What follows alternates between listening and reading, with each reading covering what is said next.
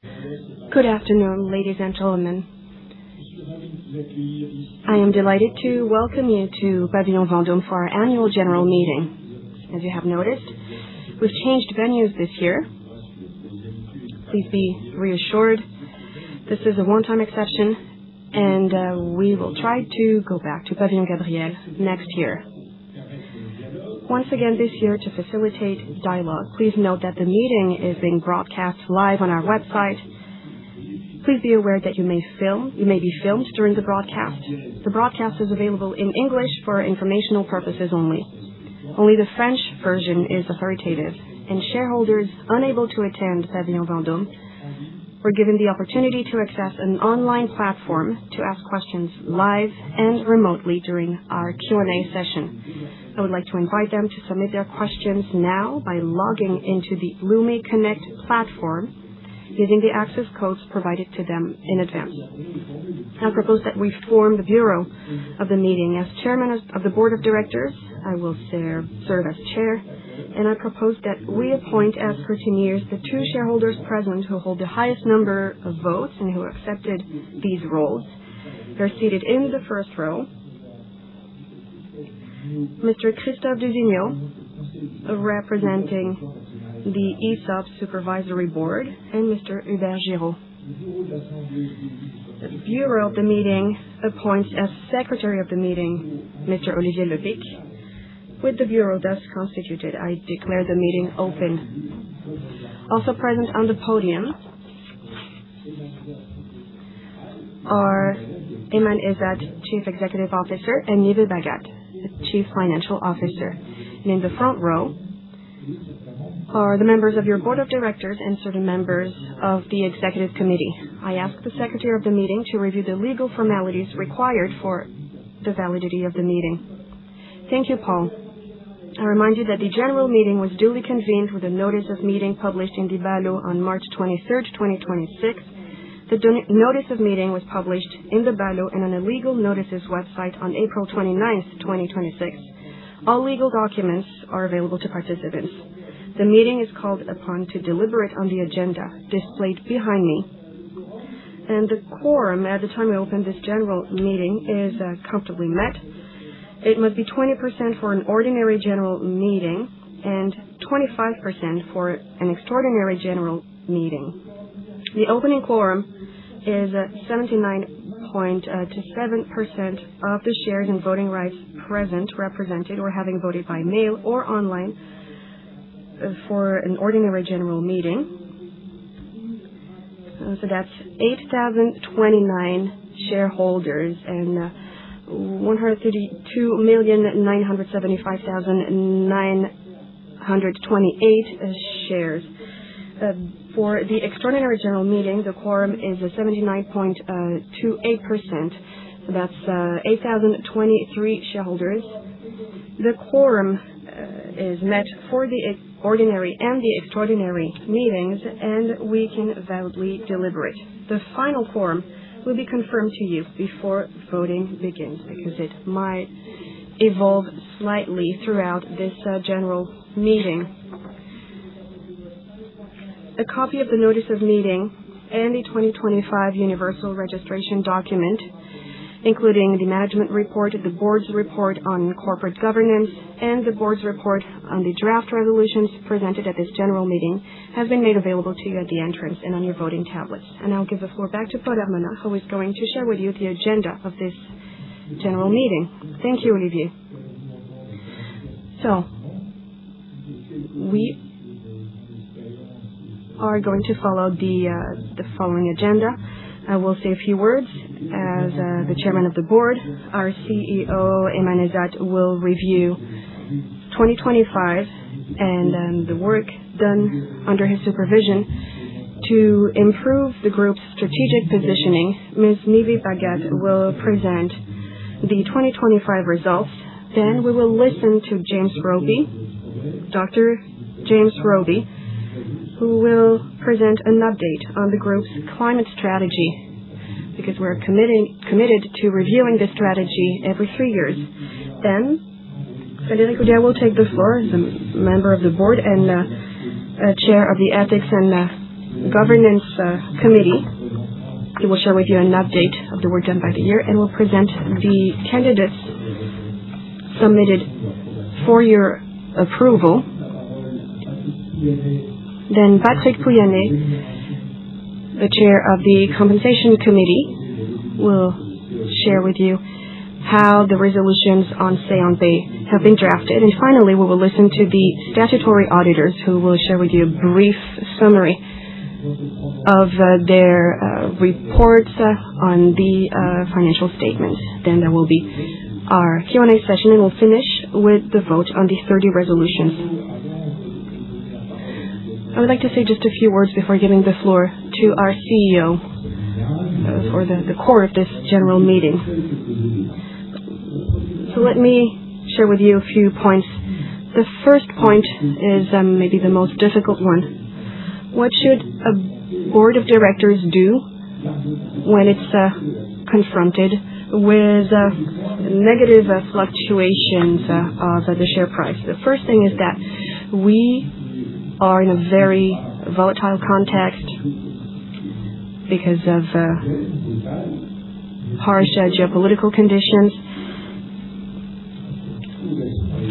And the share price was challenged and shaken by the disruption created by AI.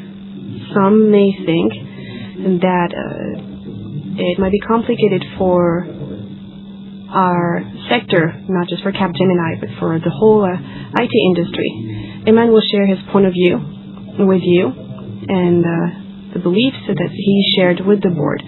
But generally speaking, what did the board do about it? The board tried to understand the various points of view. We shared the analyses with the members of the board. The board was also involved trying to understand these phenomena. The directors were trained on AI matters. It was involved in financial communication.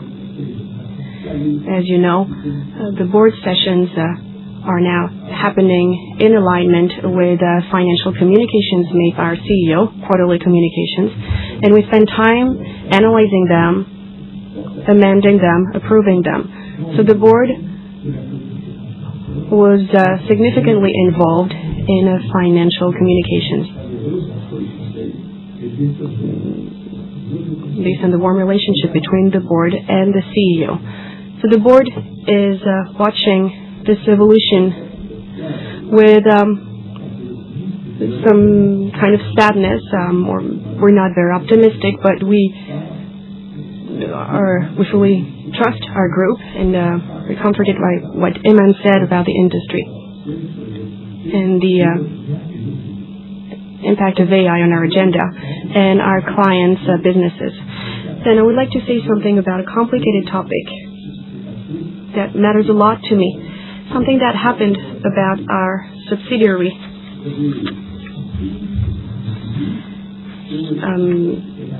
Governance services. As you know, Imanizat proposed to the board of directors that we divest the government solutions entity. There was a media campaign in the press, very emotional, and it revolved around ethics.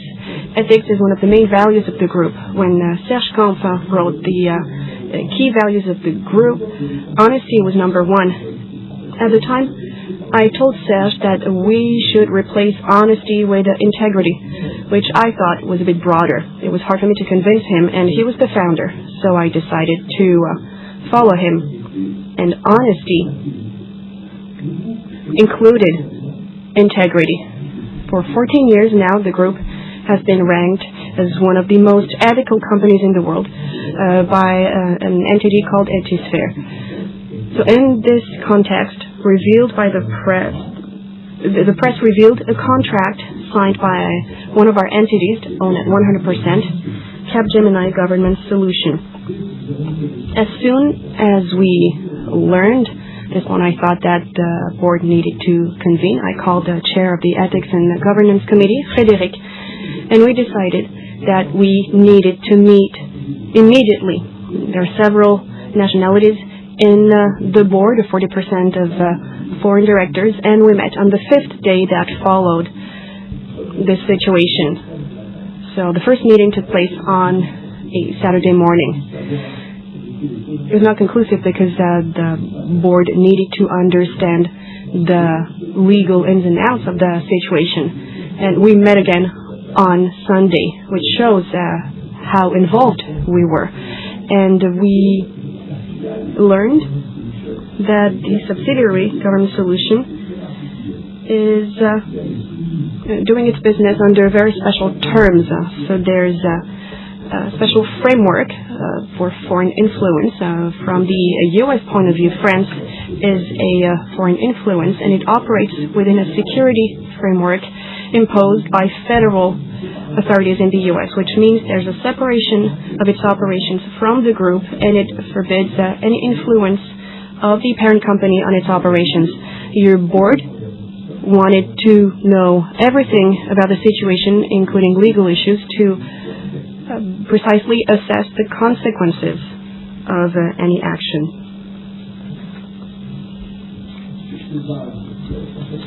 So, on this basis, we realized that the only opportunity for us, because we couldn't take action on the subsidiary, was to follow the proposal made by the CEO, which is divesting the entity.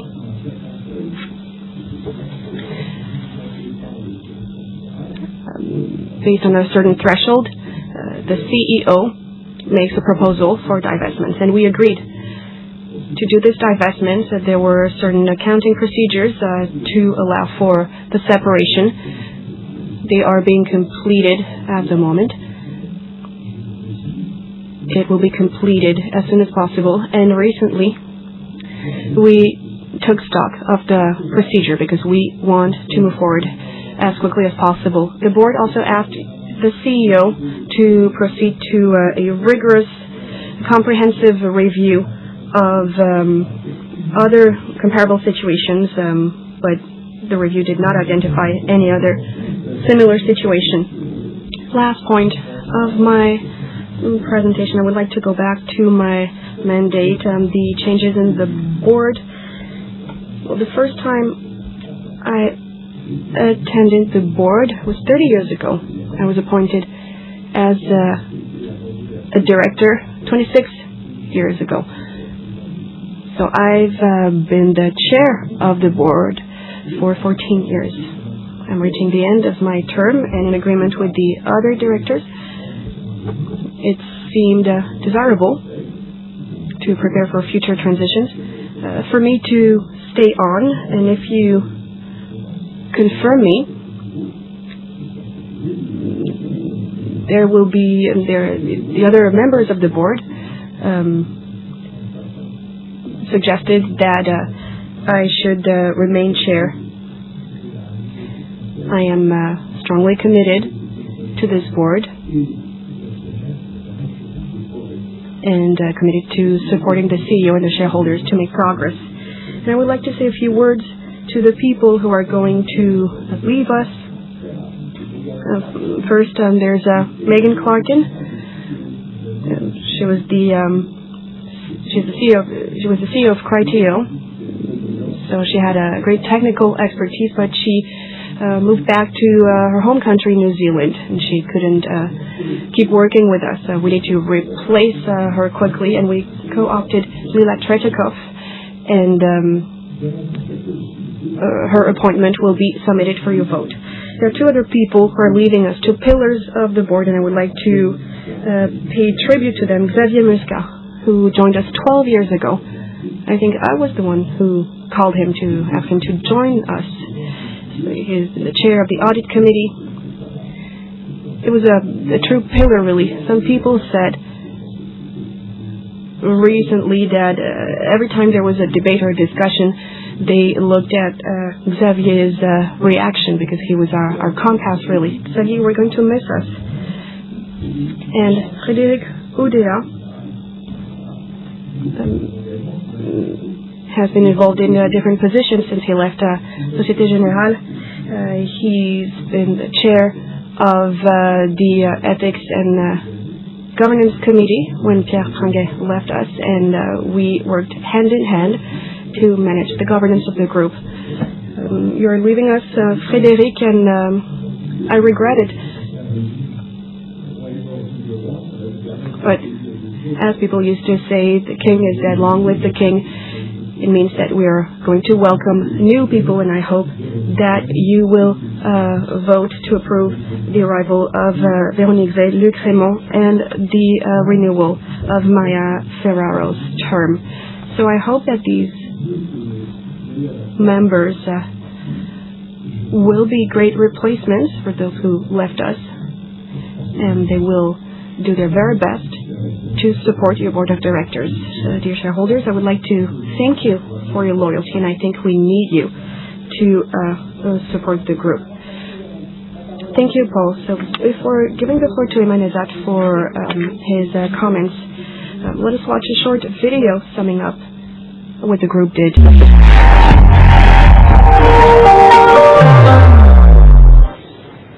Mesdames, Messieurs, chers actionnaires, chers administrateurs.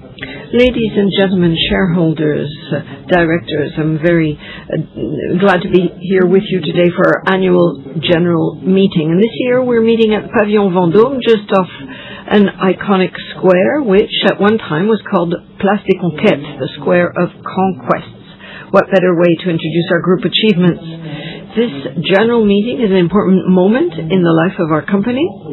It's a time to report on and to account to you for our activities and results. It's also a time to take a step back, look beyond the figures and the curves, and give meaning to our trajectory. And this moment is especially important because we are operating in a world that's more complex, more unpredictable, more demanding. Economic pressures persist, geopolitical tensions are becoming entrenched, technological disruptions are coming in at an unprecedented pace. This instability can no longer be described as a blip. It's become structural. It's part of the landscape we operate in. Against this unstable and enduringly unstable backdrop, our performance over the past year takes on a special signification. I'd like to share with you the key lessons we've learned before outlining our outlook for 2026 and our strategy for creating sustainable value. To sum up 2025 in 2 words, I would say recovery and transformation. First and foremost, 2025 has been a year of recovery with a return to growth from the second quarter onwards at constant exchange rates. This growth gradually strengthened over the following quarters, enabling us to exceed our growth targets. And this return to growth was an essential prerequisite for a services company such as ours. And it was accompanied by rigorous execution. We've met our targets for operating margin and organic free cash flow. And for you, ladies and gentlemen, our shareholders, this translates into a dividend which is held firm at €3.40. Our business has grown in different ways depending on geography and sector. Nevertheless, performance in all business segments improved over the course of the year. Sectors that slowed down in 2024 also returned to growth in 2025, with the exception of the industrial sector, although it too has begun to pick up again. Similarly, all of our geographies recorded a gradual improvement in performance. And this trend was driven in particular by the US and the UK. France experienced a more challenging trajectory due to economic conditions that remain strained in a number of industries. However, we are now approaching 2026 with cautious confidence, and we're anticipating a gradual return to growth in this market. These results are an opportunity for me to thank the board for its support, as well as all Capgemini employees and the management team. Thank you all for your commitment, agility, and responsiveness throughout the year. But 2025 was not just a year of recovery, it was also a year of transformation. A transformation largely driven by the very strong rise of artificial intelligence, in particular agentic AI. Demand from our customers has been and continues to be driven by cloud, data, AI, and digital business process services, with a strong focus on efficiency and optimization. So let's take a look at France.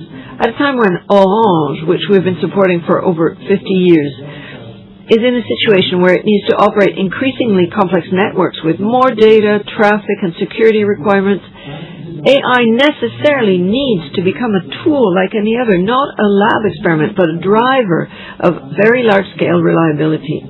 And this momentum is also reflected in a significant number of major transformation contracts, such as our strategic partnership with McDonald's, just renewed for 5 years. These are all signs of our clients' confidence in our ability to lead complex, large-scale transformation projects in support of growth and value creation. And this momentum is also underpinned by the assertive strategic decisions taken during the year, notably our 2 major acquisitions, WNS and Cloud4C. With WNS, we have created a market leader in intelligence operations. It is ideally positioned to meet the strong demand coming from our clients to transform their businesses and processes using agentic AI. And Proof is the mega deal worth several €100 million signed a few months ago with a Fortune 500 company for the transformation and operation of many processes across multiple functions. And with Cloud4C, we are strengthening our leadership in managed cloud services, meeting the growing need of large companies, the need to operate, secure, and automate complex, hybrid, and sovereign cloud environments at scale while ensuring performance, regulatory compliance, and operational control.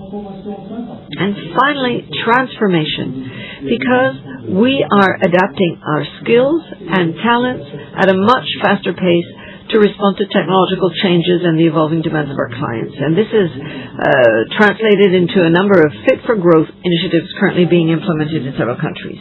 So now let's look ahead to 2026. The year is already well underway, and we can already outline a number of insights that will benefit the group. First of all, the drop in our share price, alluded to by Paul. And we're all aware of this drop. It's not a one-off or isolated trend. It's affecting, in the same way, all the major global players in our sector. As we've seen with Accenture, down 39% since the start of the year, compared with 32% for Capgemini and 35% for Infosys. This reflects the concerns of some investors regarding the long-term growth and sustainability of our industry. We do not share these concerns because what we see in practice is the strength and relevance of our business model. Our business is growing, it's profitable, it's built for the long term, and we'll have the opportunity to discuss this further at our Investor Day on the 27th of May in London. Our results for the first quarter of 2026 confirm that the year has got off to a solid start in line with the last quarter of 2025, despite the macroeconomic and geopolitical context that we've already mentioned. The initial signs we have for the second quarter are encouraging, and if the trend continues, growth in 2026 should be strong. This outlook is based on a number of key drivers. Firstly, the rise of agentic AI, the growing focus on sovereignty issues, and developments in the defense sector. 2026 will be a critical milestone for agentic AI. The aim is to move from the experimentation stage to industrialization and achieving measurable economic results. But that scale-up is a far more complex operation than one might think. To achieve this, our clients must deploy AI across their entire organization and build on solid foundations, i.e. high-quality data, infrastructure, governance, cybersecurity, and, of course, trust. The human factor is particularly crucial. No value can be created at scale if teams can't work with AI efficiently. And this is a very deep transformation that is at play, and that's precisely where a company can make a difference. By harnessing a diverse range of expertise from strategy to operations, including architecture, particularly in data and AI, and engineering. By rounding off this expertise with in-depth industry and business process knowledge, and thanks to on-the-ground experience gained from tens of thousands of projects. Also, by drawing on a world-class ecosystem. To take one example, we are one of the few partners selected to be partners by a company such as OpenAI and Google. So we see this every day. Our model has never been more relevant in supporting our clients through the transformations they need to address. Our model positions Capgemini as a catalyst for the large-scale deployment of AI, a role that we will be examining further at our next Investor Day. And sovereignty and defense are also key drivers of our growth in 2026. Our clients are expressing a growing demand for support in defining and implementing their sovereignty strategies. As the leading European industry player, we help them build solutions that enable them to reduce their strategic dependencies while ensuring their competitiveness through high-level partnerships with standard-setting players in the defense sector. The momentum we're seeing is being driven by two major trends. On the one hand, the rapid rise in production in Europe, and on the other, growing demand from European defense ministries for modern digital software solutions. And we are responding to this by combining our digital expertise, our ability to scale up, and our cross-border delivery capabilities. Before concluding, I would like to reiterate a simple belief. Technology only makes sense if it is used to drive sustainable progress. And our performance does not boil down to mere financial indicators. It's also measured by the sustainable value we create for our customers, our employees, and society as a whole. And that is what guides our ESG strategy, which focuses on achieving concrete results. 94% reduction in our Scope 1 and 2 CO2 emissions compared to 2019. And women now making up over 40% of our workforce. In a rapidly changing world, our value stems from our ability to turn vision into action, and that's the essence of our tagline, make it real. We have a robust model, committed teams, and a clear strategy, but above all, a proven ability to operate in complex environments. Transforming technological promises into concrete, useful, and responsible solutions, and combining artificial intelligence with human intelligence, this is the aspiration that guides us. And that's what will make us keep moving forward with high standards, responsibility, and unwavering confidence in Capgemini's future. Thank you very much for your attention.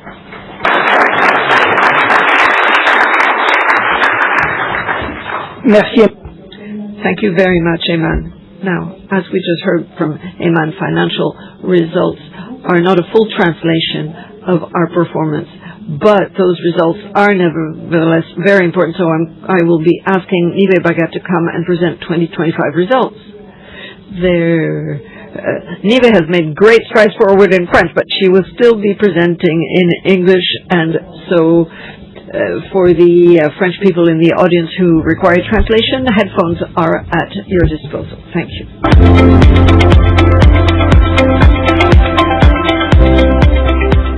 Merci, Olivier. Thank you, Olivier. Good afternoon, ladies and gentlemen.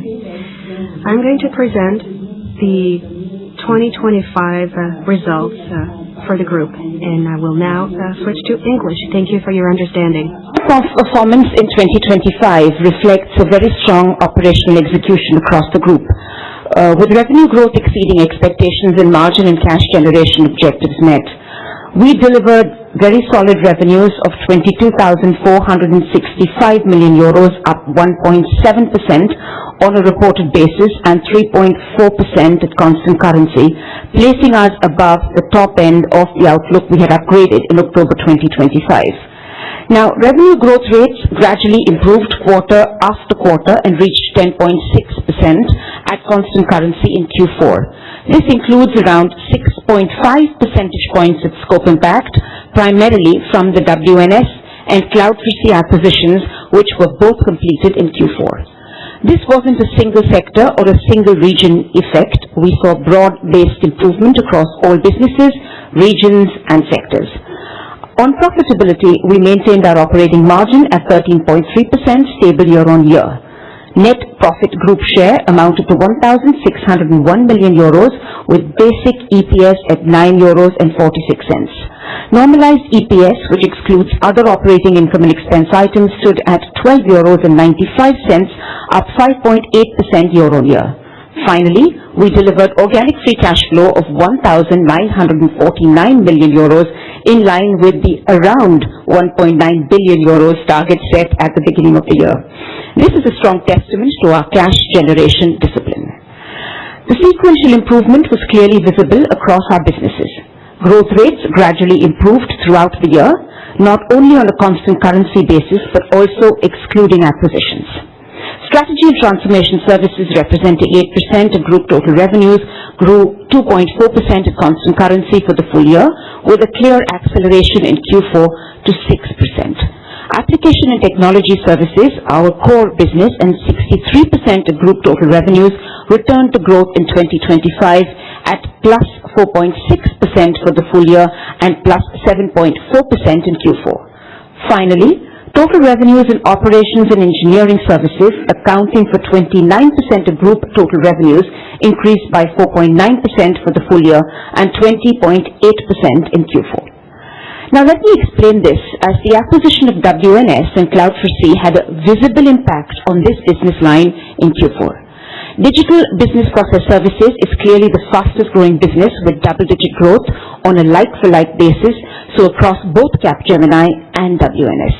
In addition, cloud infrastructure services and engineering both returned to growth in Q4. Before reviewing regions, a brief word on revenue trends by sector at constant currency. Financial services and telcos, media and technology were the most dynamic sectors in 2025, growing 9.2% and 7.7% respectively, with gradual acceleration throughout the year. The manufacturing sector, while still under some pressure, also improved progressively and returned to growth in Q4, limiting its decline to -2.1% for the full year. All other sectors posted low to mid-single-digit revenue growth. Turning now to revenues by region at constant currency. Almost all regions improved throughout the year except France, which contracted in each quarter of the year. North America revenues grew 7.3% year-on-year. The UK and Ireland increased by 10.5%. France declined by 4.1% in an environment that remained challenging throughout the year, with a persisting weakness in the manufacturing sector. The rest of Europe showed resilience with a limited decline to 0.7%. Finally, revenues in Asia Pacific and Latin America grew 13.8%. The scope impact from WNS and Cloud4C was mainly visible in North America, UK and Ireland, and Asia Pacific and Latin America, lifting Q4 growth in these regions to around 20% at constant currency. On profitability, North America operating margin expanded 40 basis points to 16.9%, while UK and Ireland held a strong 18%. 170 basis points below a record 2024, which still remains at a very healthy level. Operating margin in France was 10.9% compared to 10.2% last year. This improvement was driven by one-off items. Excluding these one-off items, there was no improvement in underlying margin. Asia Pacific and Latin America was 12.6% plus 20 basis points, and the rest of Europe ended at 11.4%, down by 60 basis points. Now let me walk you through the operating margin bridge. Gross margin was 27.1%, down 30 basis points year-on-year, reflecting a prolonged soft market in continental Europe, including France. I would nevertheless highlight that our gross margin has been significantly more resilient in this down cycle than in any other previous downturn. Against this backdrop, we maintained strict cost discipline and tightened our selling expenses by 20 bps and our G&A expenses by 10 basis points. As a result, group operating margin remained stable at 13.3%. Holding the operating margin despite the challenges we have faced in continental Europe is a proof point that our operating model is resilient and shows the continued effectiveness of our cost management processes. Now moving from operating margin to the bottom line. Other operating income and expenses increased to 784 million euros, mainly due to higher restructuring costs as well as acquisition and integration costs following the large transactions completed in 2025. This brings operating profit to 2,199 million euros or 9.8% of the revenues, down from 10.7% last year. Given those items, net financial expenses amounted to 30 million euros in 2025 compared to a net income of 13 million euros in 2024, reflecting higher interest costs. Our income tax expense decreased to 534 million euros, benefiting from positive one-off items. After financial and tax expenses, minority interests and equity affiliates, group net profit stood at 1,601 million euros, down 4.2%. Active share capital management enabled us to reduce the average number of outstanding shares by 0.5%. Basic EPS is 9.46 euros, down 3.7%, while normalized EPS is 12.95 euros, which is up 5.8% year-on-year. Now finally, a few words about the group's balance sheet and capital allocation. Shareholders' equity remained broadly stable at 11,672 million euros at year-end. We maintained a strong cash generation in 2025 with 1,949 million euros of organic free cash flow, stable year-on-year. This year again, the conversion ratio of our net profit to organic free cash flow was clearly above 1 at 1.2. In terms of capital allocation, we deployed close to 4.6 billion euros in 2025, approximately 3.8 billion euros for the acquisition of WNS and Cloud4C, 1.1 billion euros on shareholder returns, split between 578 million euros of dividends and 542 million euros of share buybacks. The employee shareholding plan led to a 299 million euros capital increase, leading to a net outflow of 4.6 billion euros. As regards our financial debt, we redeemed 800 million euros of bond debt at maturity in June and then successfully completed a 4 billion euros bond issuance in September. Net debt closed at 5.3 billion euros. As anticipated, the net debt to EBITDA ratio stands at 1.6. This compares to 0.7 a year ago, and as a reminder, this was 2.8 post the Altran acquisition. In 2026, as we integrate WNS, we expect limited M&A activity and will accelerate our share buybacks in line with the 2 billion euro program announced in July 2025. To conclude, our performance in 2025 demonstrates the strength of Capgemini's strategic positioning as a trusted business transformation partner for our clients and the continued success of the group's transformation to improve its resilience in a challenging demand environment. Now, finally, as regards our net profit allocation, net income of the group parent company, Capgemini SE, amounted to 587 million euros in 2025 compared with 834 million euros in 2024. Despite the decrease in net income, the board of directors decided to maintain a stable dividend per share compared to the previous year and therefore to submit for approval to this annual general meeting a dividend of 3.40 euros per share. This represents a total distribution of 578 million euros based on the number of shares entitled to dividend as at December 31st, 2025. On that note, thank you very much for your attention. Merci.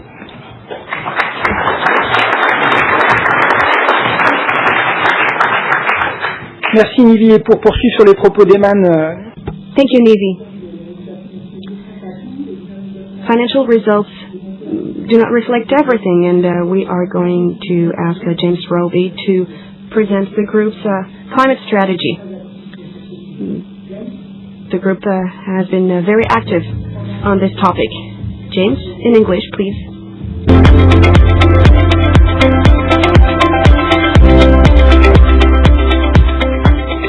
Thank you, Olivier, and good afternoon. I'm James Roby, Capgemini's Global Head of Environmental Sustainability, and I'm pleased to be here this afternoon to give you an update on our climate strategy and talk you through the progress we've made and how this is continuing to add value to our business. I'll also touch on what comes next, including the integration of WNS into our climate programme. When we accelerated our climate ambition in 2020, committing to become a net zero business, we did so knowing that it would not be easy. Since then, the operating environment has become more complex. Geopolitical uncertainty, volatile energy markets, supply chain disruption, and now the rapid scale-up of digital and AI technologies. Against that backdrop, maintaining momentum on climate is both a test of resilience and a signal of our commitment. Our long-term ambition remains clear, a 90% absolute reduction in Scope 1, Scope 2 and Scope 3 emissions by 2040 from a baseline of 2019, with the final 10% neutralised through high-quality carbon removal. We've also set near-term targets for 2030, an 80% reduction in Scope 1 and 2 emissions, 55% reduction in business travel and commuting per employee, and a 50% absolute reduction in purchased goods and services related emissions. These commitments are complemented by a set of interim targets covering electricity, our fleet, and the investment in carbon credits which go beyond our value chain. However, we need more than targets to ensure that we deliver our ambition. That's why our approach is framed through our clear 10-point sustainability plan, which structures everything we do, from energy and travel to procurement, digital sustainability, governance and employee skills. It gives us discipline, transparency and pace. The transformation needed to achieve our plans does not happen without strong governance. Oversight of our climate strategy sits with our Net Zero Board, made up with key members of our Executive Committee, including our CEO. This ensures climate decisions are integrated with business strategy and not treated as a parallel activity. Indeed, last year we carried out our third full climate change risk assessment. Fully aligned with the CSRD, the findings fed directly into our climate transition planning process. Operationally, our globally certified environmental management system now covers 98% of our global headcount across 39 countries.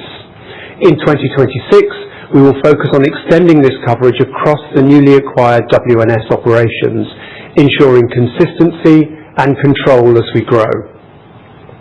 So how are we progressing?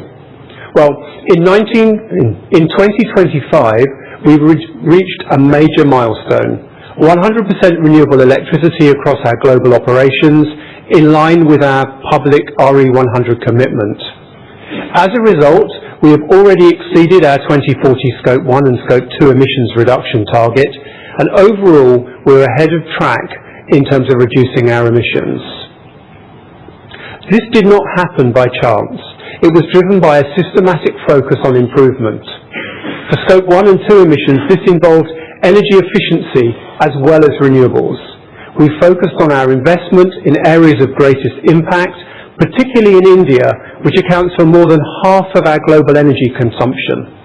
Particularly in India, our Energy Command Centre now continues to play a central role in translating real-time data into operational savings. Alongside this, we have invested significantly in on-site solar generation, the gold standard for renewable energy, particularly in India.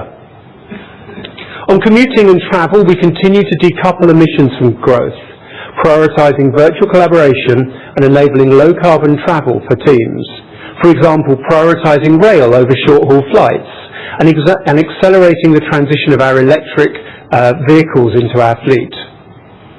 Our annual commuting survey engages over a quarter of our people and enables us to inform initiatives such as cycle-to-work schemes in France, mobility budgets in Germany, and our EV fleet rollout in India. These changes reduce emissions, lower costs, and improve employee experience. Supply chain emissions remain our largest challenge, accounting for over 40% of our footprint. In response, we've replaced our Net Zero supplier program with a stronger ESG pledge, requiring suppliers to disclose emissions, set SBTi-validated targets, and share credible transition plans. It's important at this point also to recognise AI, both in terms of the opportunity it presents, but also its environmental impacts. As for its impacts, we are working closely with our strategic partners and our internal IT teams to quantify the impact of our internal use of AI in terms of carbon, in terms of energy, and in terms of water. Now, whilst there is still uncertainty, we are continuing to improve our understanding of these impacts, which currently look manageable within our overall net zero trajectory. Furthermore, AI also provides significant sustainability opportunities.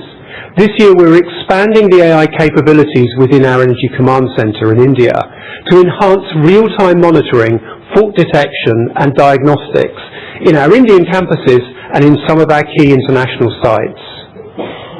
Returning to our net zero programme, while decarbonisation remains our priority, we know that climate action does not stop with carbon. Biodiversity and water, whilst not defined material in terms of the risks for the business today, are important, and we're activating biodiversity plans at key sites, along with water-saving initiatives in water-stressed regions. This is in addition to our continued focus on the circular economy and eliminating waste. We are also very aware that our actions to decarbonise the business by 2040 do not eliminate the very real problem of CO2 in the atmosphere today. In 2020, we committed that from 2025 onwards, we would purchase and retire carbon credits aligned to our operational footprint, and from 2030 for our full value chain. Our portfolio is deliberately diversified, supporting both avoidance and removal solutions. Our membership of initiatives such as the LEAF Coalition, supporting countries to end deforestation, and the First Movers Coalition on permanent carbon removal are helping to scale up credible approaches. At this point, I'd like to pause for a short video to sum up our approach and some of our progress to date. Working collaboratively with others is indeed a critical part of our programme. Externally, we work through partnerships and advocate for a green economy. We're a founding partner supporting UNICEF's ambition to equip over 100 million young people with green and digital skills through the Green Rising programme. We participate in many industry coalitions, publishing reports, convening events that influence markets and policy. This ecosystem activity strengthens our brand, attracts talent, and reinforces trust with clients and investors alike. From the client perspective, our own commitment to sustainability and our continued progress is crucial to our credibility to deliver sustainability solutions. We continue to accelerate this momentum, and last year delivered over 8,700 projects with sustainability impacts for more than 1,000 clients, helping them to reduce cost, carbon, and manage risk, along with complying with regulation and building resilience. Climate strategy, when executed well, is not a cost centre. It's a source of operational efficiency, differentiation, and long-term value. So looking ahead to what's next, well, the integration of WNS is a critical part of the strategy to ensure that we remain on target with one global operating system. And of course, we remain focused on building on the work we're doing to fully understand and manage the carbon impacts of AI. Just over 5 years into our net zero journey, our progress is real, but not linear. One thing we've learned is we need to adapt and strengthen our delivery model. The challenges ahead for all companies, including our own, are very real. Now, we outlined those in our recently published 5-year review. Please do feel free to download the review if you would like more information. So as we look ahead, our commitment is unchanged. The next phase of our transformation is already underway. It will be much harder, but it will be even more impactful. Thank you for your continued support.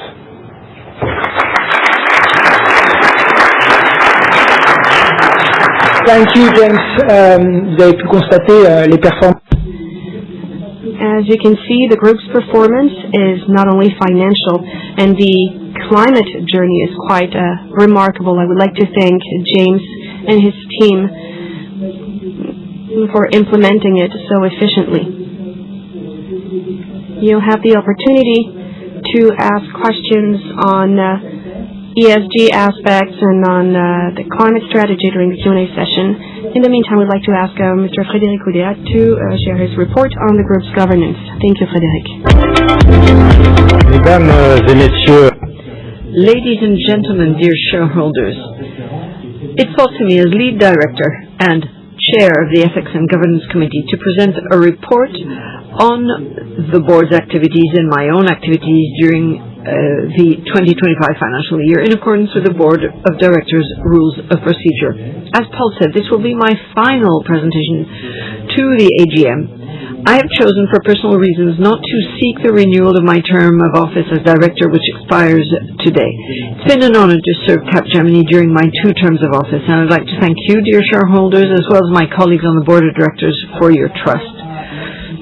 So, looking at the board's activity in 2025, and we reviewed a number of ongoing strategic initiatives in a very busy fiscal year 2025. We focused on the most strategic projects, in particular operations in the United States, and our strategy regarding artificial intelligence, both generative and agentic. Your board also reviewed and refined the performance indicators for the group's medium-term strategic directions. The board also reviewed acquisition projects, the acquisition of WNS, already mentioned, and Cloud4C, as well as other external growth opportunities and ongoing integrations. Also, your board reviewed governance and talent management issues. We spent a long time examining the succession process for executive corporate officers, including in emergency situations, and prepared for upcoming milestones. Today, the board is proposing that you approve the reappointment of Mr. Paul Hermelin for a final term. We consider that the reappointment of Mr. Hermelin as chairman of the board will thus ensure proper coordination of the forthcoming successions of the chairman of the board and chief executive officer during the period 2026-2030. The board of directors also intends to appoint Mr. Patrick Pouyanné as lead director following the annual general meeting. As an experienced executive, Mr. Patrick Pouyanné is very well acquainted with our company. He has been serving as an independent member of the board for 9 years, and he took part in the previous succession process for the Chief Executive Officer. Today, he chairs the Compensation Committee and is a member of the Ethics and Governance Committee. And lastly, in 2025, your Board of Directors also reviewed the succession planning arrangements for senior management teams, as well as the measures implemented to attract, develop, and retain talent. Your board is an active and dedicated board. You have some numbers up on the board. 11 board meetings with a very high rate of attendance, 95%. 3 executive sessions. And the detail of the work of the board committees in 2025 are set out in our universal registration document. Coming now to the assessment of the Board of Directors in 2025. This was an external assessment conducted with the assistance of an external consultant under my responsibility. And like for previous years, there were individual interviews conducted with each director, the objective being to assess the effective functioning of the board, its appropriate composition, and the effective contribution of each director. And a summary was presented to the board at its 12th of February 2026 meeting. If we look at the conclusions of the assessment, it highlights continued progress made since 2022, which was the last external assessment. Progress in both the functioning of the board and its committees, and Also, the excellent quality of discussions and the opportunity for each director to take part in a debate. Directors noted, in particular, progress made regarding the board's involvement in defining and monitoring strategic priorities, and notably the introduction of regularly updated indicators. Furthermore, the measures implemented regarding talent management were welcomed, as were the meetings with operational executives, which should continue going forward. The directors considered the composition of the board to be balanced with regard to the group's challenges and the objectives set for 2022-2026, and highlighted the high level of expertise and commitment amongst directors. And lastly, the directors expressed a high level of satisfaction with the functioning and organization of the board and its committees, and they particularly value the executive sessions. There were 3 in 2025. And they were devoted notably to anticipating governance issues effectively, as well as they also welcomed the quality of strategic seminars and continuing professional development sessions. Priorities for 2026 are in line with this, and in particular with the major issues that I mentioned, and they arise from the assessment of its strategy in two main areas. Continued involvement of the board in defining strategy and monitoring strategic priorities, the development of activities in the USA, and AI and agentic AI activities, and secondly, monitoring the integration of WNS and Cloud4C to ensure that they are properly integrated. Second area, continuing work on succession plans to prepare for the succession of executive directors, including monitoring the development of members of the Executive Management Committee. And as we did over the past 2 years, to continue planning for the replacement of directors over the period 2026-2030. As for the functioning of the board itself and its operations, we decided to introduce a tool that would help focus our agenda, so an annual board of directors agenda, so that we can ensure we give the proper focus to strategic issues and risk monitoring. As for the board itself, it set itself 4 specific objectives regarding its composition for 2022-26. Diversity of profiles and skills, international diversity, staggered renewal of terms of office, and maintaining a moderate number of directors to ensure consistency and collegial decision making. In 2025, the staggered renewal of terms of office was observed, in particular through the renewal of the terms of 2 directors, Mr. Patrick Pouyanné and Mr. Kurt Sievers, and the appointment of a new director, Mr. Jean-Marc Chéry. The renewal of the terms of Kurt Sievers and Patrick Pouyanné, the appointment of Mr. Jean-Marc Chéry, and the co-opting of Ms. Lila Tretikov at the start of the year also helped to maintain the international composition of the board and its profile diversity. We also decided to keep at a number of 15 members, the size of the board. This includes 2 directors representing employees and 1 representing employee shareholders. So the board is made up of 40% foreign nationals and 42% women. All of the members bring a wealth of complementary experience and expertise to your board, which also comprises individuals who are both diverse and complementary in professional and cultural terms, whilst remaining true to the group's history and values, thereby enabling it to carry out its duties in a spirit of collegiality and openness of mind. And so, what are we proposing in terms of resolutions this year? Well, first of all, as I mentioned, we propose the renewal of the term of office of 2 directors for a period of 4 years. We propose that you ratify the co-optation of a director for the remainder of their predecessor's term and the appointment of 2 directors for a period of 4 years. So firstly, Paul Hermelin, renewal of his term of office. That's resolution number 11. He has been chairman of the board of directors since the 20th of May 2020, and he brings to the board his knowledge of the company, of course, but also his experience of business growth, transformation, and corporate digitalization, his expertise in innovation and technology, and an in-depth knowledge of the group, which, as he recalled, he's been involved in for many years, having led it for 18 years. 12th resolution, we propose the renewal of the term of Ms. Maria Ferraro, an independent director. She joined the board of directors of Capgemini on the 19th of May 2022, was appointed to the Audit and Risk Committee on the same date. Maria Ferraro, throughout her career, acquired financial expertise and a solid experience in the industrial, technology, and energy sectors within a global group at the heart of the development of smart industry. She also brings to the board her expertise in inclusion and diversity, as well as her knowledge of the European and Asian markets.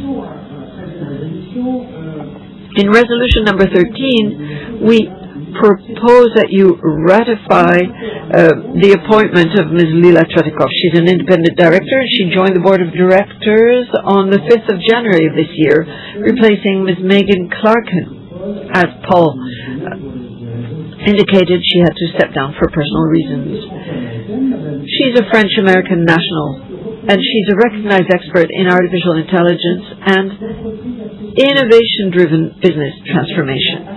She's currently a partner in charge for AI strategy at the international venture capital fund New Enterprise Associates, Inc., and she brings to the board her technological skills and recognized expertise in AI and technology-driven business transformation. Lastly, we propose to replace the two outgoing directors, Xavier Muscat and myself, to appoint Ms. Véronique Veil and Mr. Luc Raymond as members of the board of directors for a term of 4 years. So these are resolutions 14 and 15. Ms. Veil and Mr. Raymond will be considered independent as per the criteria of the AFEP-MEDEF code to which the company adheres. And these proposals reflect the board's aim to maintain a diversity of profiles and industry expertise while strengthening gender parity within the board. I would now like to invite Ms. Véronique Veil and Mr. Luc Raymond to introduce themselves briefly. Ms. Tretikov was unable to be present in the room today, so she will be conveying a recorded message. Over to you, Véronique. Ladies and gentlemen, dear shareholders, good afternoon. I'm very pleased to be with you here this afternoon to say a few words about my professional career over the last 43 years. I started out at Arthur Andersen in 1983 as an auditor. Then I spent a couple of decades at JP Morgan in Paris, London, New York, where I held operational roles as global head of operations for investment banking and member of the executive committee, as well as global head of operations and technology for shared services. I came back to France after 20 years to join AXA as Chief Operating Officer and member of the Executive Committee in charge of technology for operational centers in India, as well as responsible for global digital and data marketing. Then I joined Publicis as General Manager in charge of technology and mergers and acquisitions. In 2020, I decided to embark on a new chapter in my professional career in a non-executive capacity. I'm currently chair of CNP, where I support the managing director and contribute to international development. I'm also lead director at Caring and a member of the boards of Valeo, Rothschild, and the Gustave Roussy Foundation. I believe I can bring to the board my operational and international experience gained over the years, as well as my experience of governance and human resources. And this is something that I acquired over my very long career. If you decide to appoint me today as director, you will be choosing someone who is attuned to the various challenges faced by your company. And please be assured that you can always count on my dedication and energy within Capgemini. I'll be working to support Capgemini over the coming years and will endeavor to contribute to its success. Ladies and gentlemen, dear shareholders, thank you for your attention. Thank you very much, Veronique and Frédéric. Ladies and gentlemen, I'm very glad to be here today, and I'd like to thank the Board of Directors for their trust in proposing my name to your annual general meeting. I'm an engineer, and I started in digital technology when I was little. I began my career 33 years ago in Earth observation satellites, at a time when data systems and image processing were reserved for very narrow focus applications, specialist applications. They were the only ones to have access to the necessary computing power. Then I had a varied career that took me to the French Ministry of Finance and corporate investment banking at an American bank, and then I spent a decade at Schneider Electric in international roles before heading up the EDF group. And I have a very deep experience of the transformation of industries and organizations, and I've been able to see that you need to be very focused to carry this forward. And my experience over the last 15 years was combined with new experience in AI. At the time when I headed up EDF, we were faced with the biggest industrial challenge it's ever experienced, stress, corrosion, cracking issues that affected nuclear plants. And without AI, we would have been incapable of dealing with the issue. And I would be very glad to join Capgemini, a company I've been monitoring, following for many, many years. This will contribute to my knowledge of the major infrastructure sectors, engineering, industrial automation. So, Pella, I'm going to set the bar very high. We have to replace Frédéric Oudéa and Xavier Muscat, and this is a humbling candidacy, and I will put all my efforts into meeting your expectations. Thank you very much.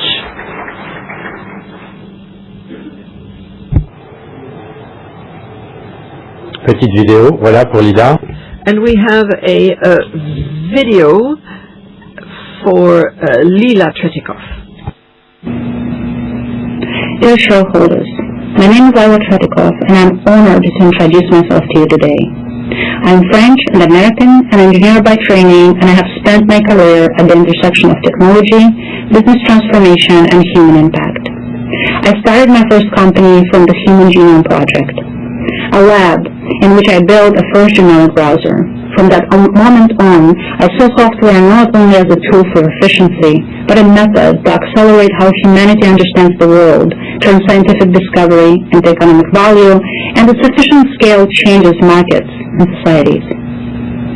That conviction has guided my career as an engineer, entrepreneur, CEO, investor, and technology executive across the United States and Europe. I have led the Wikimedia Foundation, worked on industrial and energy transformation at ENGIE, served as deputy CTO of Microsoft, and today, as partner and head of AI strategy at NEA, I work with companies building at the frontier of intelligent systems. I'm excited to join Capgemini at the decisive moment. AI is not simply another wave of digital transformation. It is beginning to reconfigure entire value chains, from minerals to bits.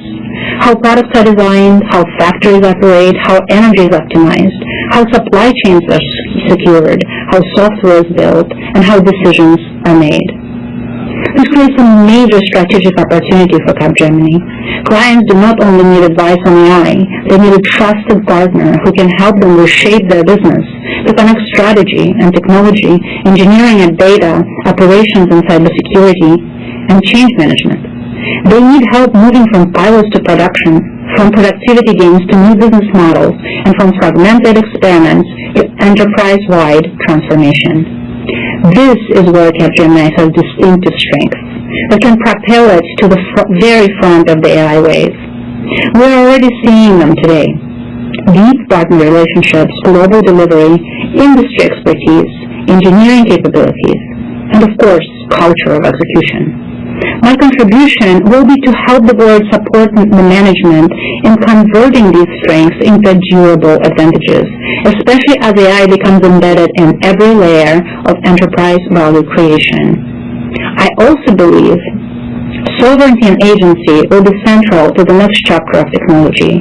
As AI, cloud, data, cyber systems become strategic infrastructure, clients must innovate quickly while preserving control, resilience, security. Capgemini's international reach, European roots, and local depth positions strongly to serve that need.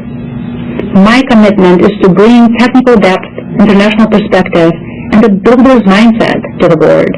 I want to support Capgemini in scaling AI, strengthening client list, and converting technological challenge into durable value for shareholder, clients, employees, and society. Thank you for your trust. Voilà pour les sujets de gouvernance. So that closes the governance chapter. Thank you for your attention. Thank you very much, Olivier, and the Secretary of the Ethics and Governance Committee, that's me. Thank you for your years of service. I learned a lot working by your side. I'd now like to ask Mr. Patrick Pouyanné to come up to the rostrum to present the resolutions concerning executive remuneration, i.e. say on pay. Over to you. Bonjour, mesdames et messieurs. Good afternoon, ladies and gentlemen. It is my responsibility as the chair of the board's compensation committee to present you the details of the group's compensation policy for executive officers and its implementation. The compensation policy in place across the group hasn't changed. It is established in accordance with legal provisions and the governance rules of the AFEP-MEDEF Code. It is designed to be transparent for shareholders, balanced, aligned with the company's performance and strategy, as well as its commitments regarding corporate, social, and environmental responsibility. It is described in detail in the 2025 Universal Registration Document. You're asked to vote on the compensation policy for directors and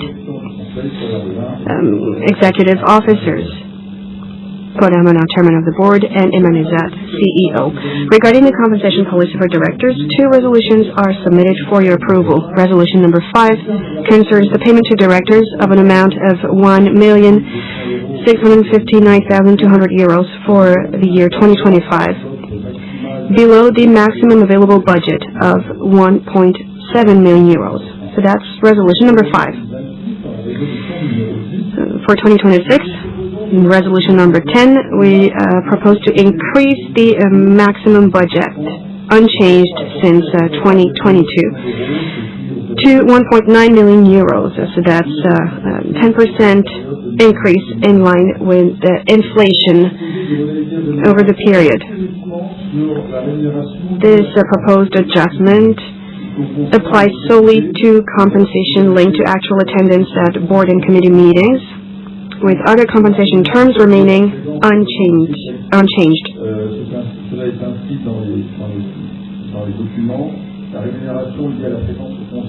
Compensation linked to actual attendance at board and committee would move from 500 to 5,000 to 6,000 euros. With regard to the compensation of the chairman of the board of directors for 2025, since May 2022, it's been solely based on director compensation.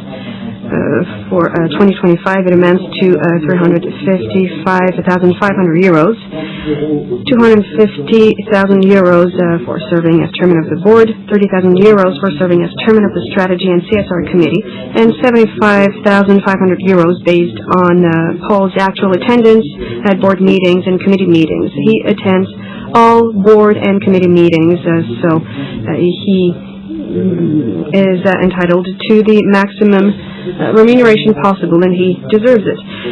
Regarding the 2026 compensation policy for the chairman of the board, it remains unchanged, and it's based solely on the compensation as a director, as mentioned before.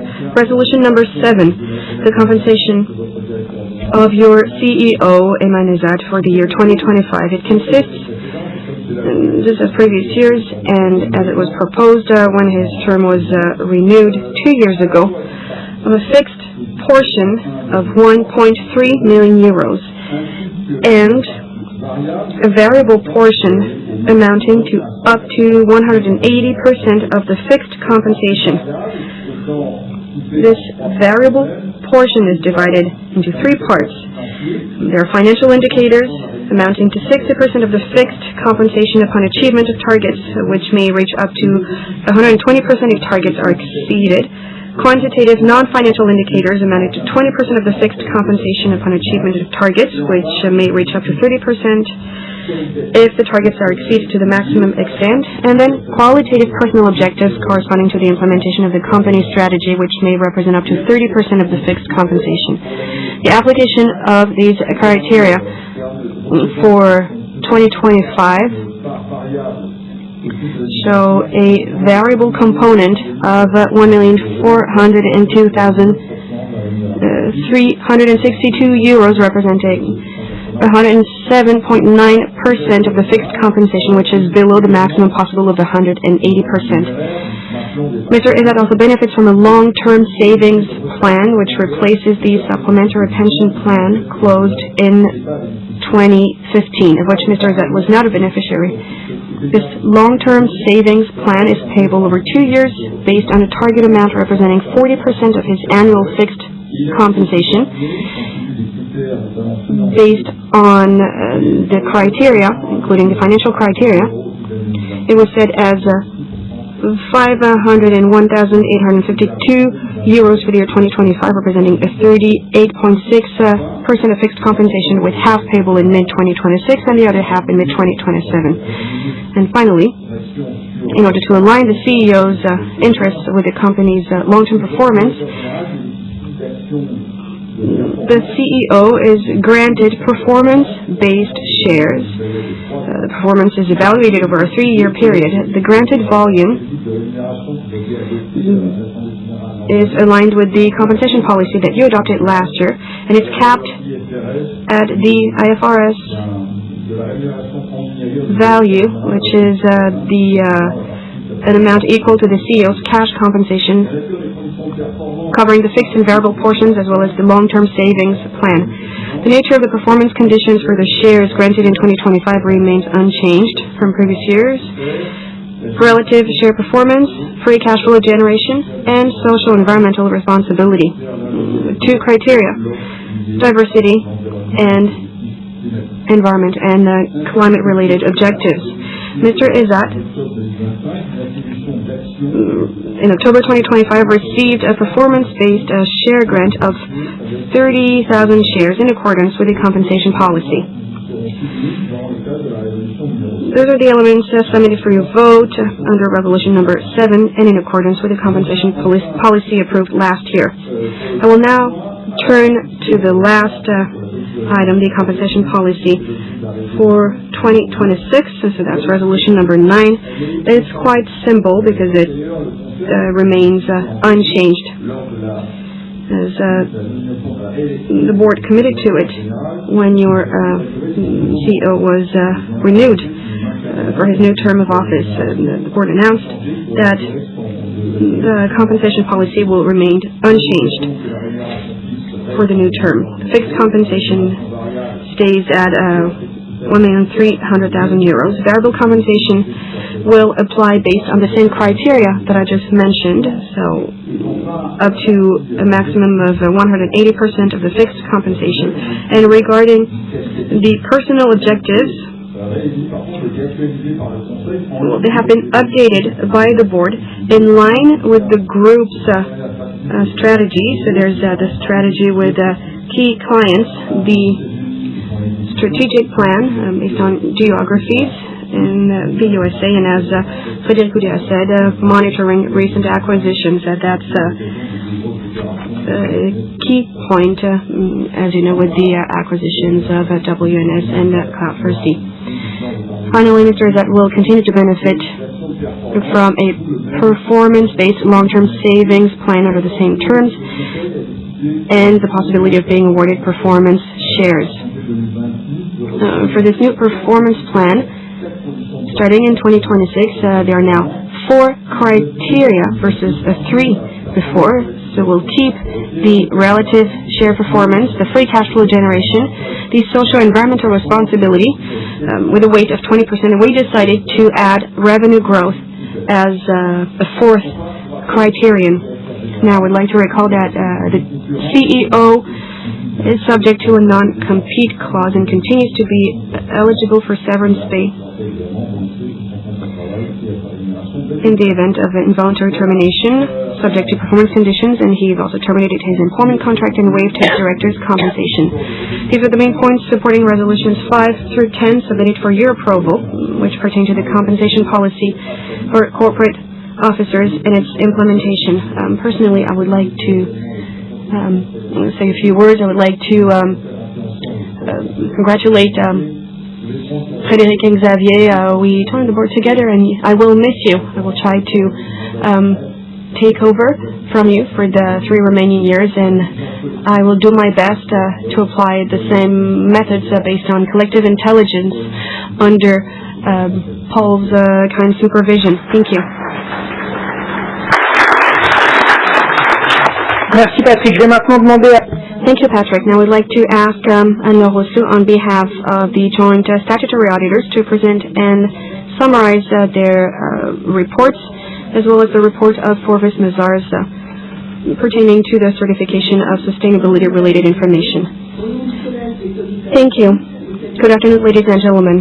On behalf of the Board of Statutory Auditors, the firms PricewaterhouseCoopers Audit and Forvis Mazars, I have the honor of reporting to you on our engagement for the 2025 fiscal year. I would like to summarize the terms of our various reports, which have been made available to you by the company and are included in the 2025 URD.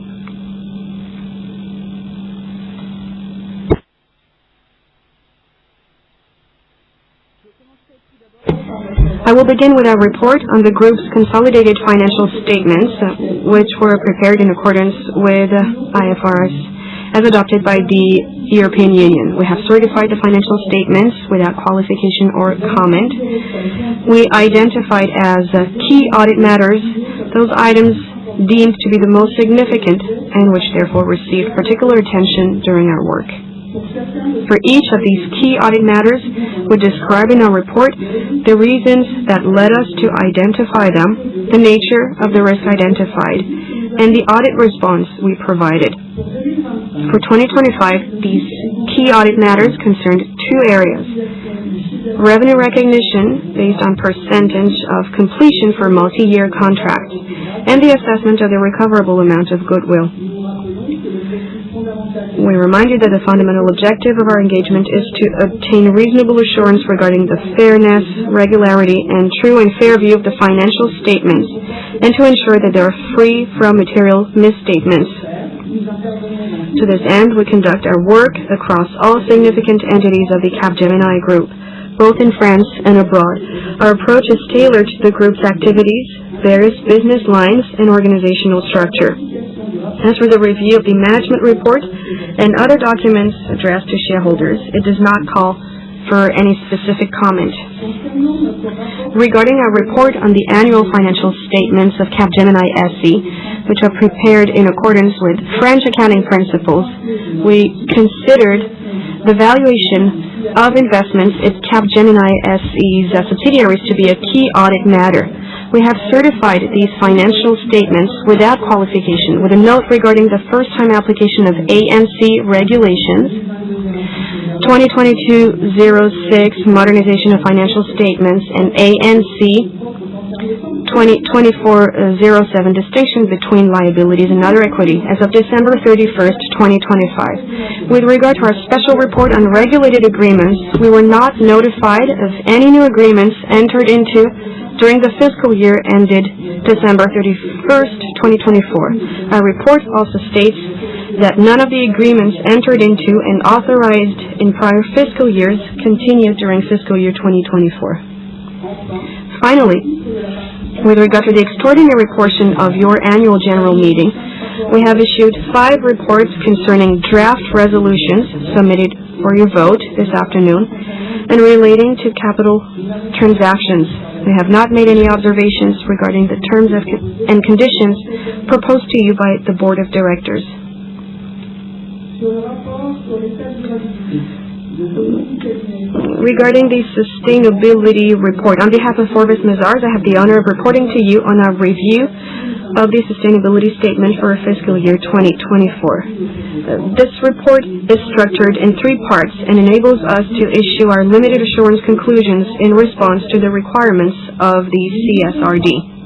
We have not identified any material errors, omissions, or inconsistencies related to compliance with sustainability reporting standards in determining the disclosed information, the accuracy of the sustainability information, and compliance with the disclosure requirements set forth in Article 8 of Regulation, the taxonomy. In 2025, we considered the following items to have been the subject of particular attention.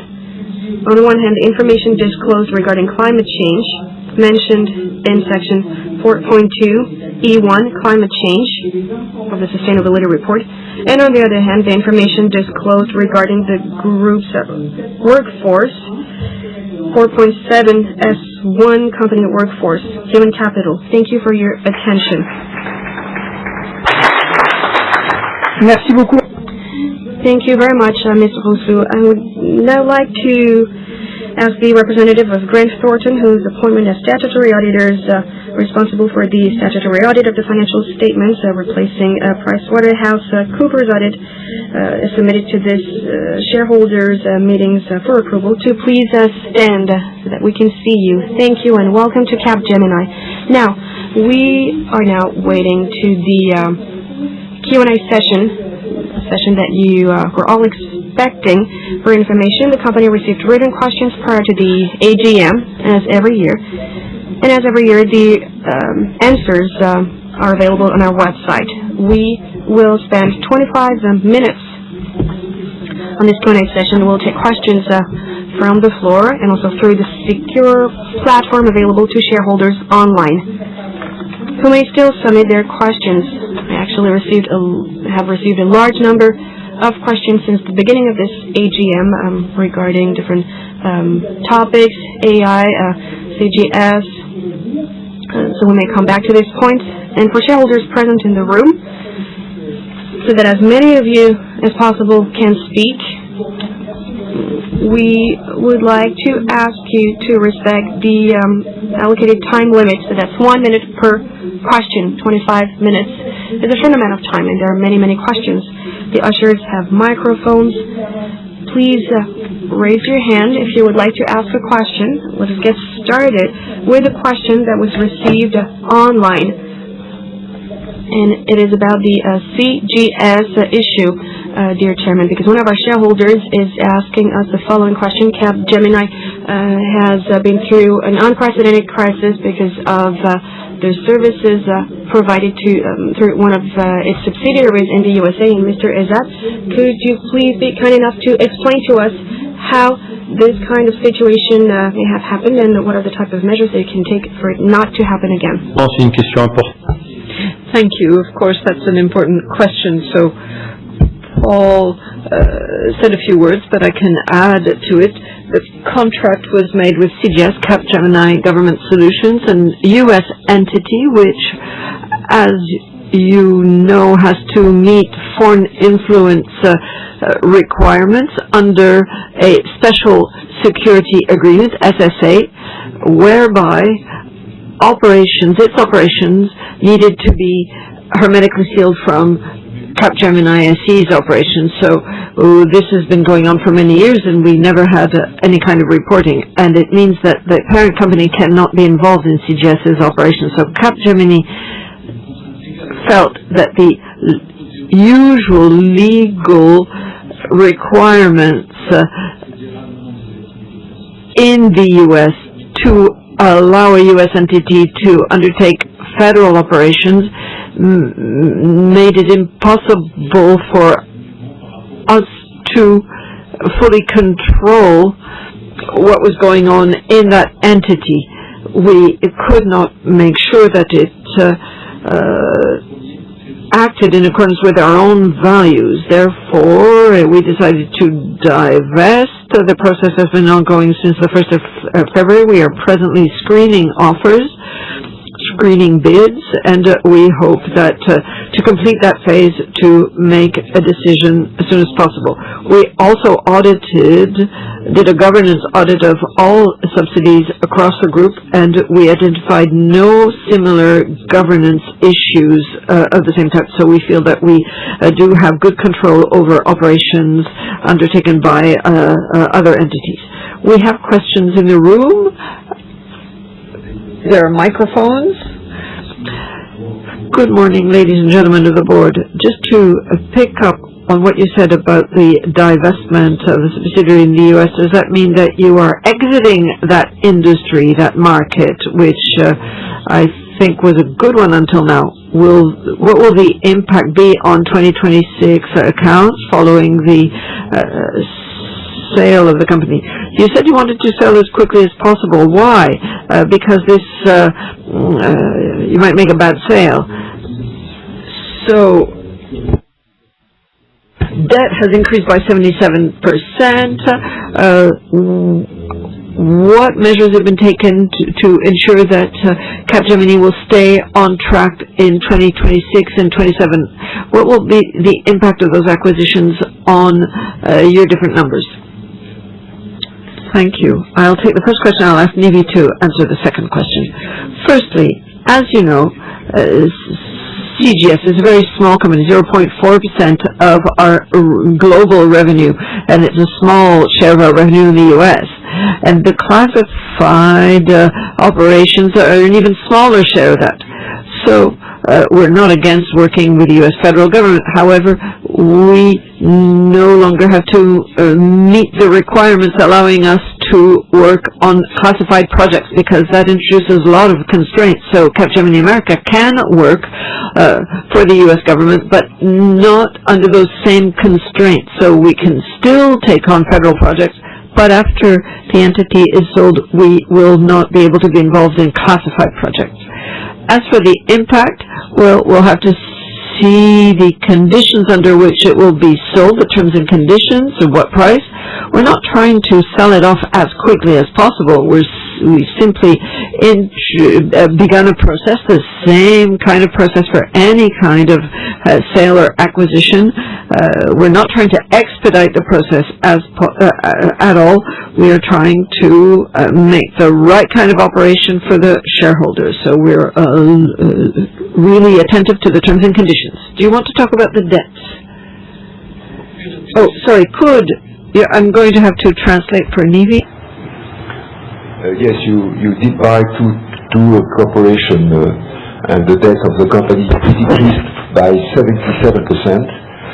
How will those two corporations that you just bought improve the revenue and the sales of the company in 26, 27, and so on? Thank you. Well, thank you, sir. Thank you for the question.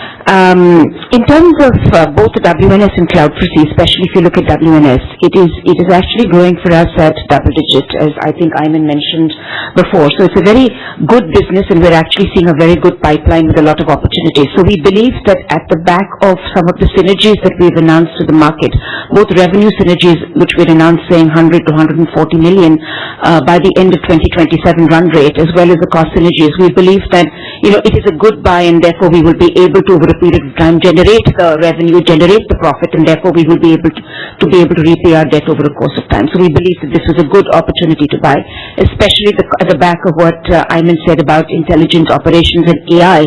It's a very good segue that helps us to create a bigger and larger market. If I may add something, the very first results that we see are really positive. So we've been able to acquire $100 million or euro contract in intelligent operations, but we also see an opportunity to treble our business over the past 9 months. So we had excellent conditions. The conditions were met to buy this very good company, and there are great opportunities out there, a great pipeline. These are long-term contracts that are negotiated over several months, and we see an increase in the opportunities before us. And So this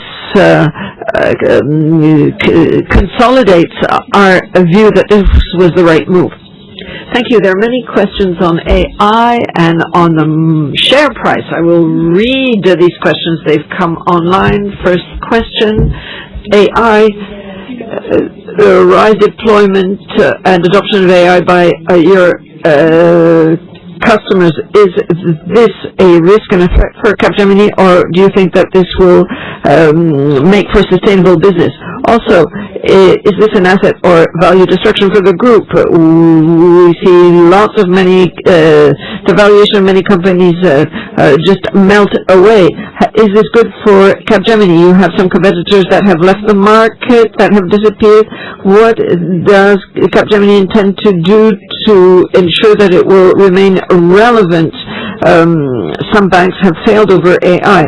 Also, the share price of Capgemini has really dwindled over the past few months. Could Mr. Eza please explain the reasons and how you intend to recover, and how fast?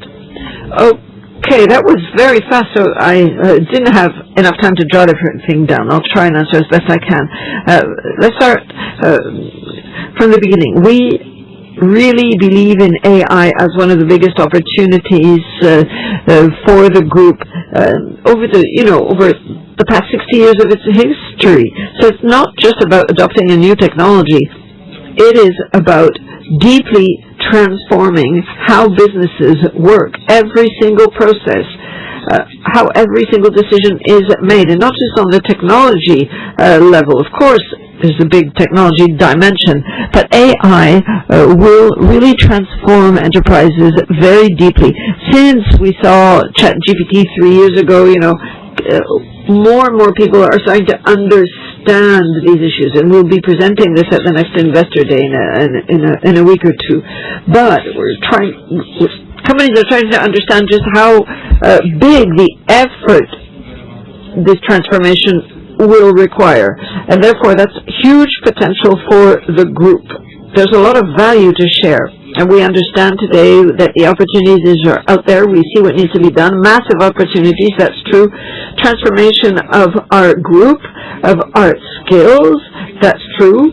But we're also facing a huge market. There's a real appetite. Our clients are thirsty for AI, and they need support in order not to lose ground. So it's a real performance issue, and we really have to ensure that we are not wasting any time. 3 years ago, we thought the models, you just plug them in, develop 3 agents, and then the machine would do the rest. No, customers today see the scale of complexity of the transformation, the depth and breadth of what they need to do to prepare for introducing AI for it to work. So we'll be looking at that next week. So yes, the changes are complex, there are uncertainties. Investors are wondering whether all the white collars might be replaced, might be left without a job. But we believe the opposite, because we really need a lot of work to prepare for this future. This will take a bit of time for everyone to get on board and share our belief. But I think that the next few months and quarters should be spent explaining and educating. And we really believe in the future and the great potential out there for Capgemini.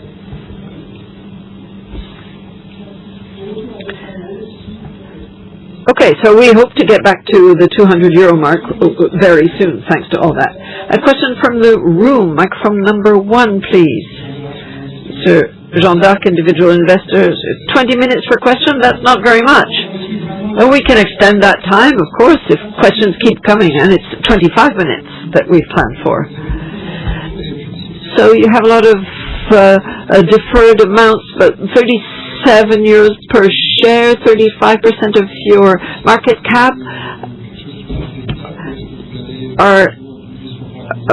Will these carry forwards be reduced over time, do you think? And also questions on governance. There's a great resolution to appoint Mr. Raymond. I think that's great because he reneged on his benefits as honorary director at EDF. However, I have doubts about Mr. Pouyanné as future lead director. As I said last year at the AGM, I really don't understand his presence at the board, because when you go to Total's AGM, you can't enter with a telephone or a computer. So I really don't think he's interested in IT or knows anything about IT. I think the board of directors should look at the invitation to Total's AGM. Oh, so, unless I'm mistaken, that's not a question, it's a comment. No, I'm leading up to a question. Why do you propose him to be lead director? He's already has 9 years service on the board, so AFEP-MEDEF rules mean that he can only serve 3 more years. Right. Maybe you could take the second question first. Why Patrick Pouyanné on the board of directors? Well, the governance committee has recorded the departure of Frédéric Xavier. Sion Herbert Jones has been, or rather can stay on the board another 2 years because there's a maximum of 12. Patrick still has 3 years to go, so we went for the horse with the most number of years, if you like. And I think that Patrick is interested in technology, and because sometimes I think that Total makes the most of what Patrick learns here and really applies technology in a very smart way. I'm not sure about his use of the telephone. He's always sending me text messages and emails, so I know he knows how to use technology. As for the carry forwards, Nivi or Iman, would you like to answer that? Nivi, the carry forwards?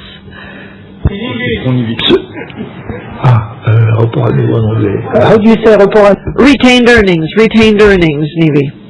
The amount of retained earnings. Retained earnings. And the question is that why is it so?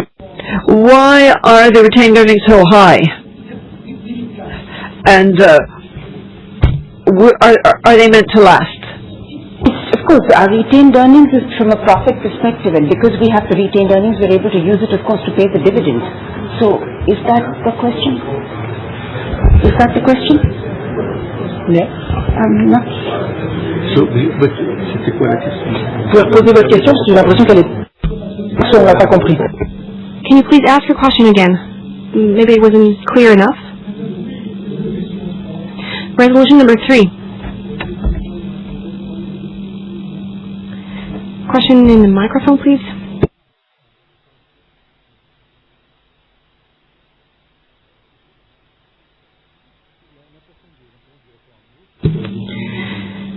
Well, why is our retained earnings important?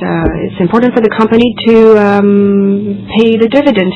Without retained earnings, we cannot pay dividends. So obviously, we're trying to maintain it, increase it as much as we can to make sure that the company is robust so that we can compensate our shareholders with dividends. Bien sûr, mais ça l'est dans beaucoup de sociétés, donc c'est...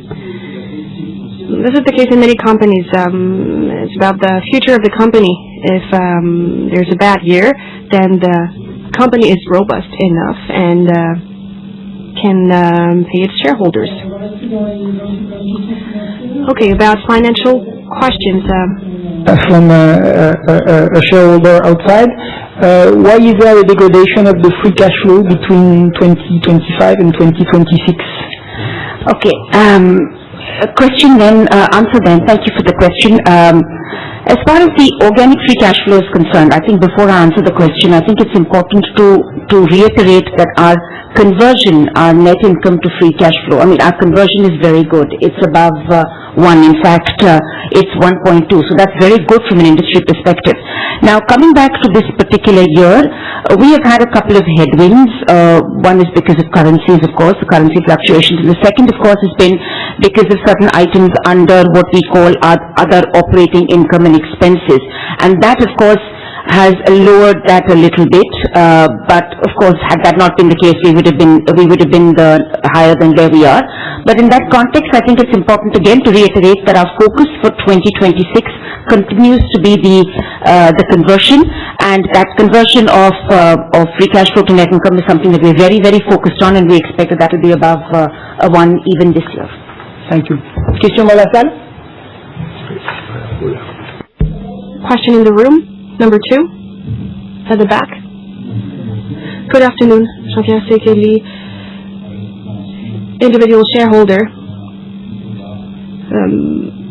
I'm watching the share price evolve, but I feel quite comfortable with it. So when the share price goes down, why isn't there any press release to reassure us? Thank you for your answer. Well, I think that the company's duty is to give to the market all the information that we have. And you've heard Eman convey his trust about the deterioration of the share price. So there are major AI players getting ready for IPOs, and they're saying that their products are so powerful that many jobs are going to become obsolete. This threat against our profession created a lot of panic.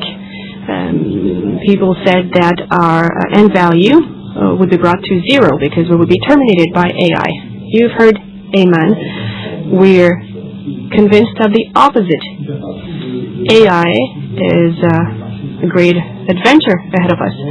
He didn't take too many risks because he said that the market would be convinced of it in the next quarters or years. So it will take time for speculation around AI to calm down. AI needs facilitators, agents, and Capgemini is one of them. Our job is to inform the market. Eman talked about a meeting that will take place next week with analysts. So we will communicate with the public at this occasion. Next question in the room, number 3.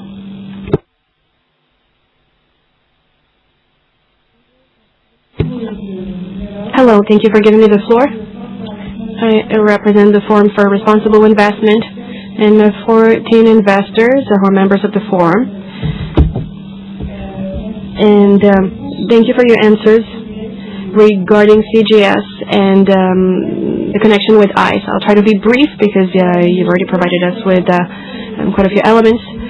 I would like to have additional information regarding the audit that you talked about, governance, and you said that there was, the findings was that there were no similar situation. Could you commit to publishing the conclusions of the internal audit? And more broadly speaking,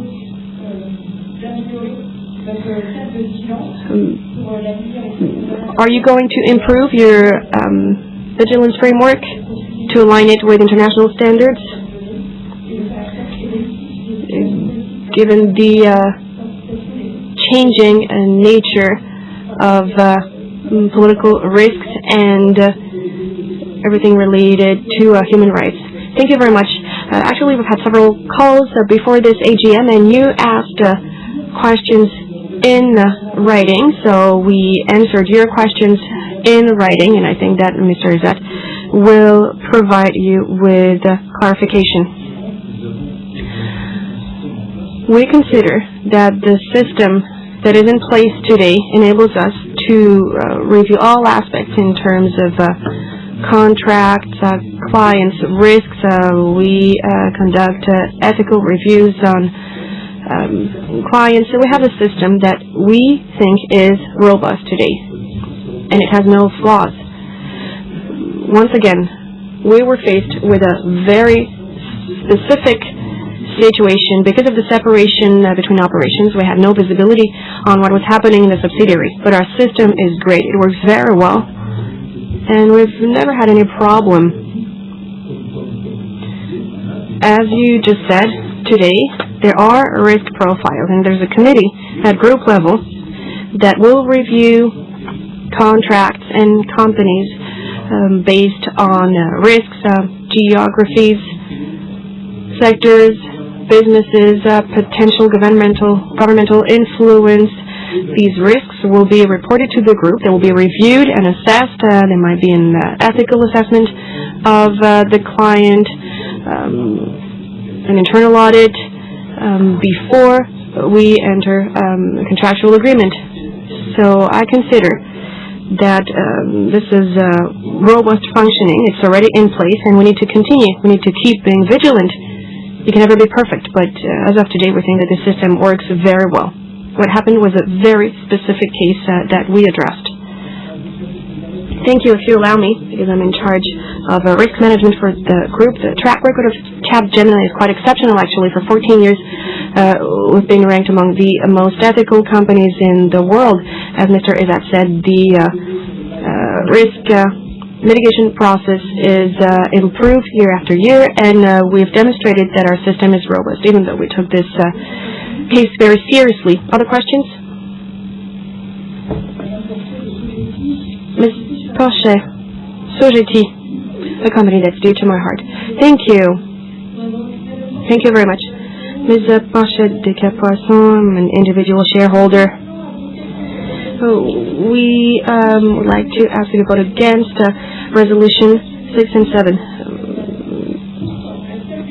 Capgemini claims these values, but the only measure is a project that will lead to the destruction of many jobs just to support the share price. It's a testimony to the failure of the executive corporate officers, and it will create a significant social impact across Capgemini. How can you account for the relevance of these resolutions? And how can you explain that the leaders have given up on the values? Shareholders, don't forget that the share price of the group relies on a group of people. So behind the 2,409 jobs that will disappear, well, there are people, employees, alive. Thank you for your answer. Thank you. We share your opinion. What you said about people. We are a company providing services, and we know that the wealth of the company is based on its people.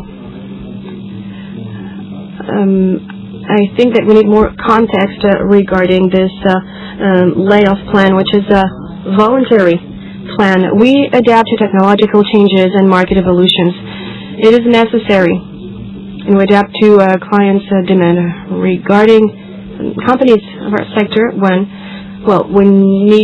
there are sectoral deficits impacting our clients, and in some sectors there's a major slowdown. In the automotive sector, for example, it went through a very challenging period in Europe, and actually it's still the case today.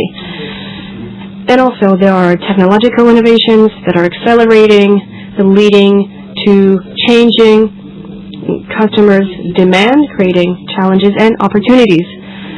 So this plan is based on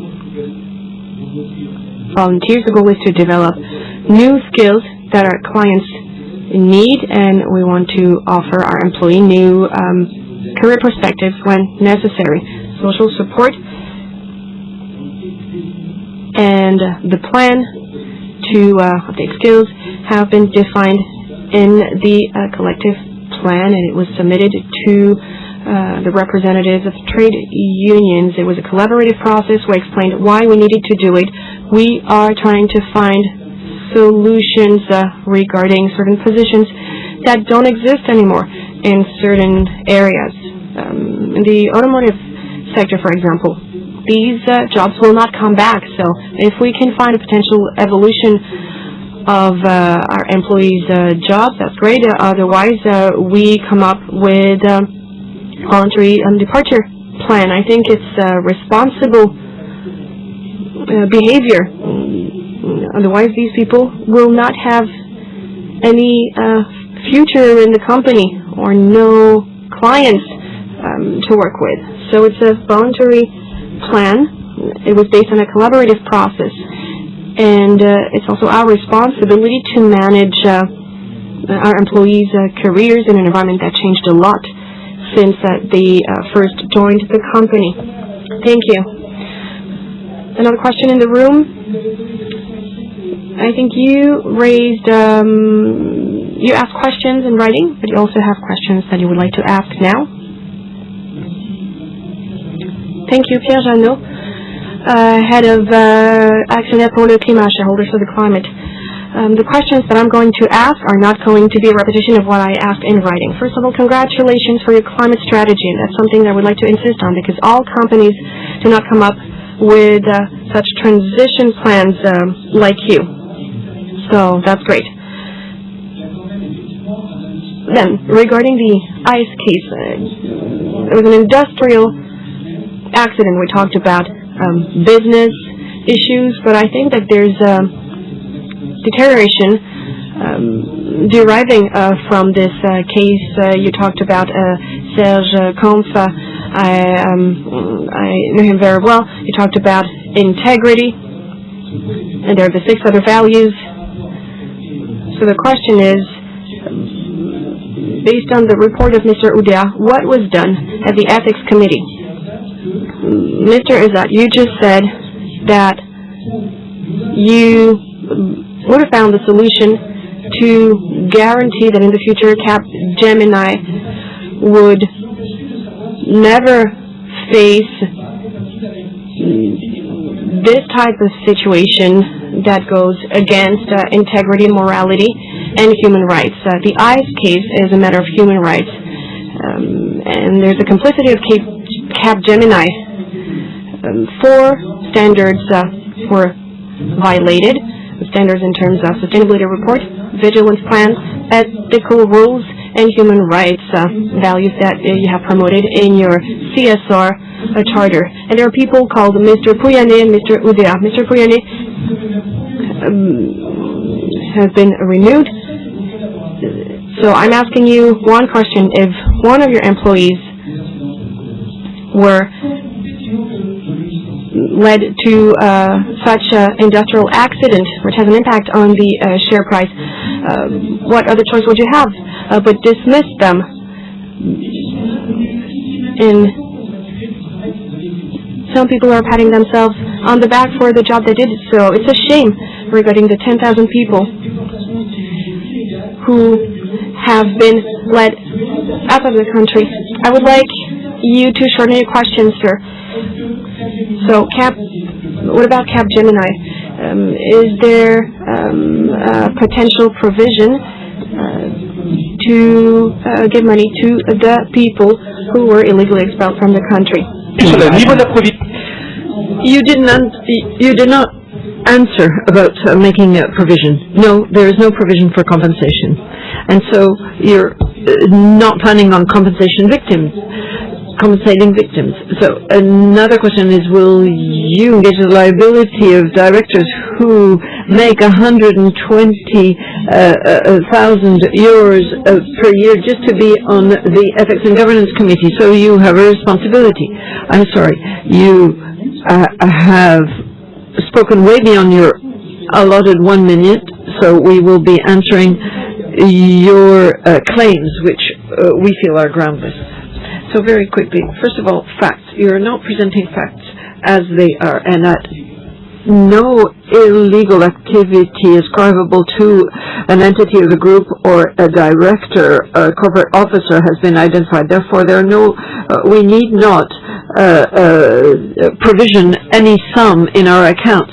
We did admit that there was a governance issue because we had no control over those operations, so that is exactly what we said. So it's a governance issue.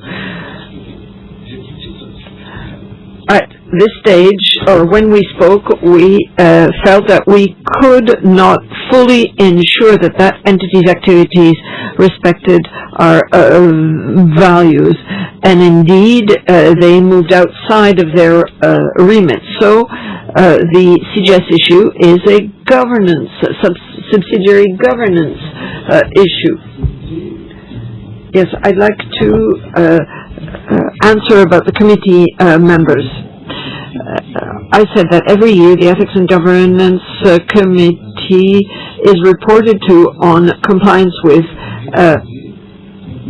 ethical principles. We get a full report on enforcement of ethical principles across the group. That report was incomplete because since that subsidiary falls outside of the scope of ethical reporting, well, that report could have been deemed to have a defect. It was lacking, but that is because of the very structure of the company and the relationship between the subsidiary and the parent company. And in order to remedy that, the CEO suggested that we divest the company and no longer take part indirectly in that kind of activity. Also, since that subsidiary was outside of the scope of the ethical review,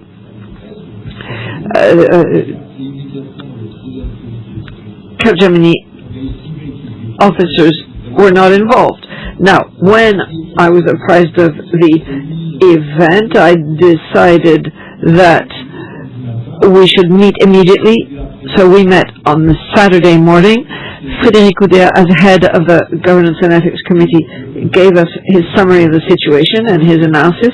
We had a debate, and all of the members of the committee, including Patrick Pouyanné, spoke up very strongly in favor of compliance with our ethics and values. And the behavior of the 4 members of the group is irreproachable.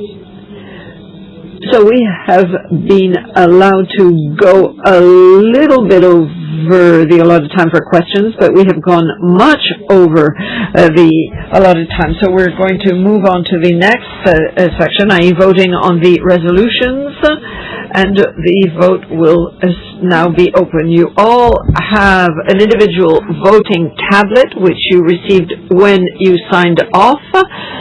And for each shareholder, you have the number of shares that you represent. If you are reluctant technology users, here is a video that will explain how to use the tablet. So you'll be able to vote on the 30 resolutions put to you after watching this short informative video. In order to vote at this AGM, you have received a voting tablet. It is personal to you and is to be used only for this AGM. It so serves no other purpose outside of the AGM. After, when a resolution is called, the voting window is displayed automatically on the tablet, even if it is in sleep mode. It is very simple to use. Press on the button that corresponds to your choice: for, abstain, or against. Press on OK to confirm before the voting is closed. Once your vote has been confirmed, you may not modify it. Please return your tablet when you exit the room. Indeed, don't take the tablet home. So, the majority is only based on for and against votes. Abstentions are not votes against. And I will not be reading the full text of the resolutions. I will only read the text. We are voting based on simple majority, plus 50% for the ordinary meeting, and a majority of 2/3 for the extraordinary resolution. So the quorum has slightly changed since the beginning of the meeting. For the ordinary meeting, we've moved from 79.27 to 79.31%, and quorum for the extraordinary meeting has moved up from 79.28% to 79.32% of the shareholders. So 8,302 shareholders and 8,308 shareholders, the last figure being for the ordinary meeting. So I will read the summary of the resolutions. Resolution number 1, approval of the 2025 company financial statements. Voting closed. And the resolution is carried. 99.87%. Thank you. Resolution number 2, approval of 2025 consolidated financial statements. Voting of corporate officers. Voting open.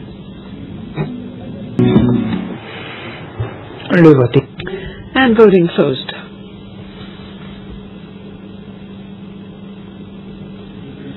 Resolution is carried 97.63%. Resolution number 6, approval of fixed, variable, exceptional components of compensation for Mr. Paul Hermann, Chairman of the Board. Voting open.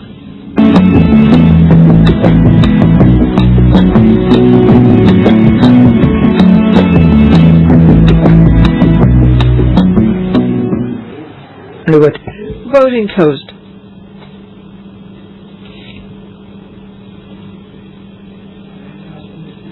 And Mr. Paul Hermann's compensation is approved.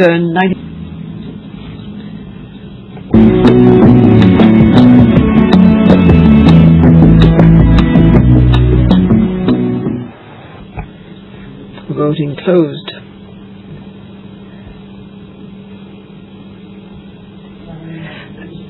And Mr. Izzat's composition is approved with 95.28% of the votes. Number 8, approval of the compensation policy 2026 for the Chairman of the Board of Directors. Voting open.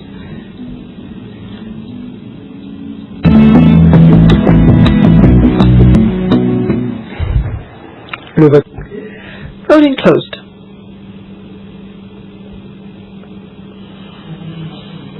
And the compensation for the Chief Executive Officer of 2026 is approved with 93.35% of the vote. Number 10, increase in the total compensation amount for directors and approval of the compensation policy applicable to directors in 2026. Voting open.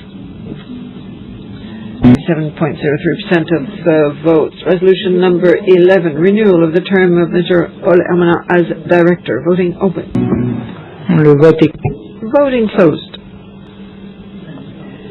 And Ms. Maria Ferraro is renewed for 4 years with 98.39% of the votes. Resolution number 13, ratification of the co-optation of Ms. Lila Tretikov as director.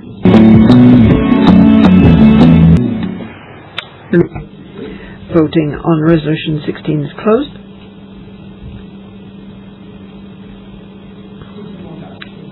And the term is renewed with 98.72% of votes. Congratulations to Forbes Mazars. Resolution number 17, appointment of Grant Thornton as statutory auditor in charge of certifying financial statements. Voting open. And voting closed.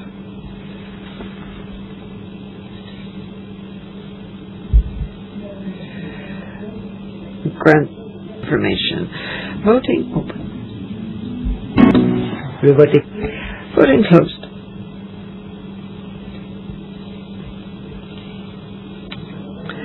And the term of office is renewed with 98.70% of the votes. 19th resolution, authorization of a share buyback program. Voting open.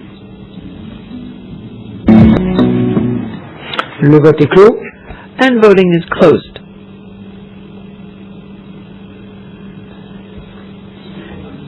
And the share buyback program is adopted with 99.82% of the votes.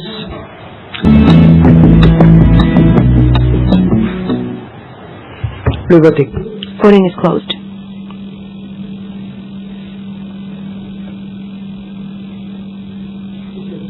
The resolution is carried with 94.35% of the votes. Resolution 24. Delegation to issue with cancellation of preemptive subscription rights, ordinary shares and or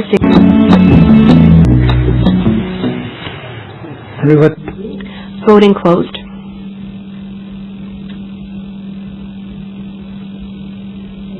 The resolution is adopted with 88.64% of the votes. Resolution 26, authorization to issue ordinary shares and or securities granting access to the company's share capital in consideration for contributions in kind to the company or equity securities or securities granting access to share capital. Voting open.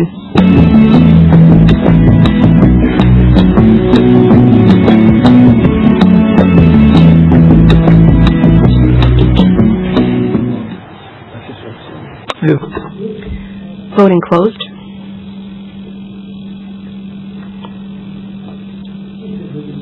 Resolution is carried with 93.86% of the votes. So Resolution 27, authorization to grant performance shares to employees and corporate officers of the company and its subsidiaries. Voting open. Voting closed.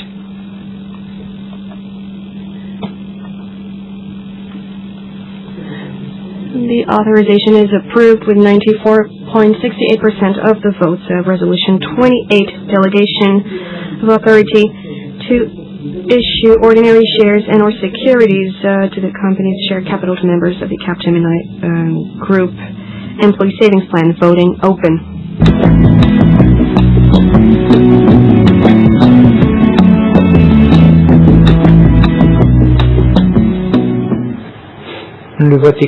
Voting closed.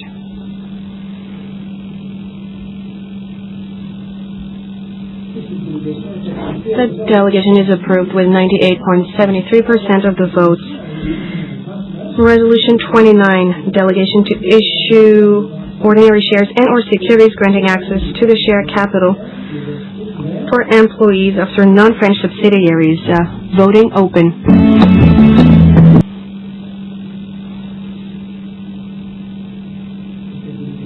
The delegation is adopted with 98.73% of the votes. So Resolution 30, powers to carry out formalities. Voting closed.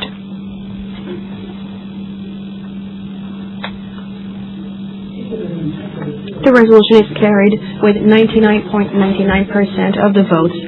So we're reaching the end of the voting process. I would like to thank the shareholders for their trust. You can see that the adoption rates were quite high. Before we wrap up this meeting, before giving the floor to Paul Hermelin, we'd like you shareholders to inform you that following a recent decree on the modernization of shareholder communication procedures, for future general meetings, Capgemini will send notices to registered shareholders electronically rather than by mail. So it's very important that the company have a valid email address for each shareholder. To this end, Uptevia will send you a letter at a later date, and we suggest you read it very carefully in order to provide a valid email address. Please return your tablets and your translation headsets at the entrance of the room before going to the cocktail. And I would like Paul Hermelin, our newly elected chairman, to conclude the meeting. Well, it is now my role to close this AGM. Thank you for your participation. Thank you for your votes. I would like to invite you to the cocktail reception.